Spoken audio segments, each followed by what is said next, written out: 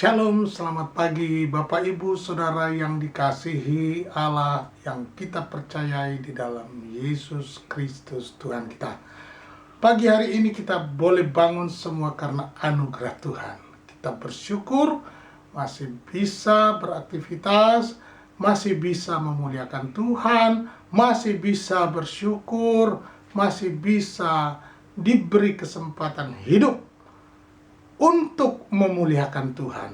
Nah, sebelum melakukan itu semua, mari kita membaca firman Tuhan, merenungkannya di pagi hari, siang, malam, dan kita mau dibaharui dari sehari ke sehari. Mari kita berdoa.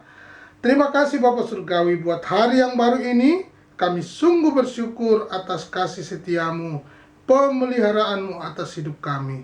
Selama kami hidup, kami mau memuliakan Tuhan. Kami mau memasyurkan nama Tuhan. Kami mau memberitakan kabar baik. Terima kasih Bapa Surgawi, melalui pembacaan dan perenungan firman-Mu, biarlah kami terus dibaharui dari sehari ke sehari. Dalam nama Tuhan Yesus Kristus kami mohonkan doa ini. Haleluya. Amin. Pagi hari ini kita akan membaca di dalam 1 Timotius pasalnya yang ketiga, ayatnya yang ke-14 mulai. Semuanya itu kutuliskan kepadamu walaupun kuharap segera dapat mengunjungi engkau. Jadi jika aku terlambat, sudahlah engkau tahu bagaimana orang harus hidup sebagai keluarga Allah, yakni jemaat dari Allah yang hidup, tiang penopang dan dasar kebenaran. Dan sesungguhnya agunglah rahasia ibadah kita. Dia yang telah menyatakan dirinya dalam rupa manusia, dibenarkan dalam roh, yang menampakkan dirinya kepada malaikat-malaikat, diberitakan di antara bangsa-bangsa yang tidak mengenal Allah, yang dipercayai di dalam dunia, diangkat dalam kemuliaan. Nah, Bapak Ibu yang dikasihi Tuhan, satu perikop ini mengajak kepada kita diangkat dalam kemuliaan. Siapa dia? Dialah Allah kita. Dari apa yang dituliskan oleh Rasul Paulus ini, menjelaskan kepada kita bagaimana sikap setiap kita sebagai anggota jemaat, ya, bahwa kita harus hidup sebagai keluarga Allah. Sekarang Bapak Ibu perhatikan bagaimana suasana keluarga Allah itu di dalam gereja. Apakah di dalam gereja suasana kekeluargaan itu semakin melekat atau semakin renggang? Alkitab mengajarkan bagaimana suasana kehidupan anggota jemaat satu dengan yang lain dalam gereja, ya. Ini menggambarkan bahwa dalam surat ini menggunakan kata saudara-saudaraku. Kalau sudah bicara saudara-saudaraku, entah saudara kandung atau saudara dalam pertemanan, saudara di dalam iman, itu menunjukkan saudara-saudaraku. Artinya harus memperlakukan diri satu dengan yang lain itu sama. Bayangkan kalau ibadah lalu tidak ada hai, say hello. Ini juga kurang bagus.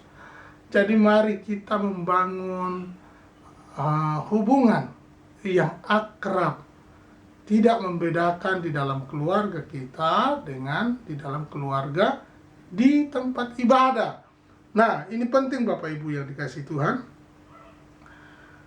Rasul Paulus dalam pengajarannya menyatakan Allah sebagai Bapa dan mereka yang telah ditebus oleh Yesus Kristus sebagai anak-anaknya. Apa artinya?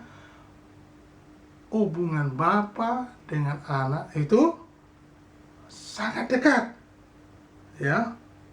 Coba kita baca di dalam Galatia pasal 4 ayat 1 sampai 7. Yang dimaksud di sini ialah selama seorang ahli waris belum akil balik sedikit pun, ia tidak berbeda dengan seorang hamba. Sungguh pun ia adalah tuan dari segala sesuatu. Tetapi ia berada di bawah perwalian dan pengawasan sampai saat yang telah ditentukan oleh Bapaknya. Demikian pula kita selama kita belum akil balik, kita takluk juga kepada roh-roh dunia. Tetapi setelah waktunya, setelah genap waktunya, maka Allah mengutus anaknya yang lahir dari seorang perempuan dan takluk kepada hukum Taurat. Ia diutus untuk menebus mereka, ya, yang takluk kepada hukum Taurat, supaya kita diterima menjadi anak. Dan karena kamu adalah anak, maka Allah telah menyuruh roh anaknya itu ke dalam hati kita, yang berseru, "Ya Bapa, ya Bapa." Jadi, kamu bukan lagi hamba, melainkan anak. Jikalau kamu anak, maka kamu juga adalah ahli waris oleh Allah. Tetapi sekarang sesudah kamu mengenal Allah, atau lebih baik, sesudah kamu dikenal Allah, bagaimanakah kamu berbalik lagi kepada roh-roh dunia yang lemah dan miskin, dan mau mulai memperhambakan diri lagi kepadanya? Kamu dengan teliti memelihara hari-hari tertentu, bulan-bulan, masa-masa yang tetap, dan tahun-tahun. Aku khawatir kalau susah payahku untuk kamu telah sia-sia.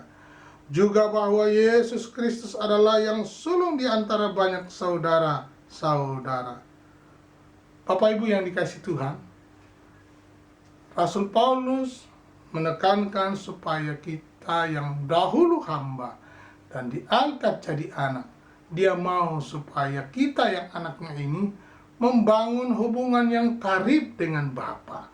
Karena tujuan Bapa kepada anak ini adalah supaya ada satu kesatuan, bukan menjadi anak-anak yang liar, ada hubungan yang karib.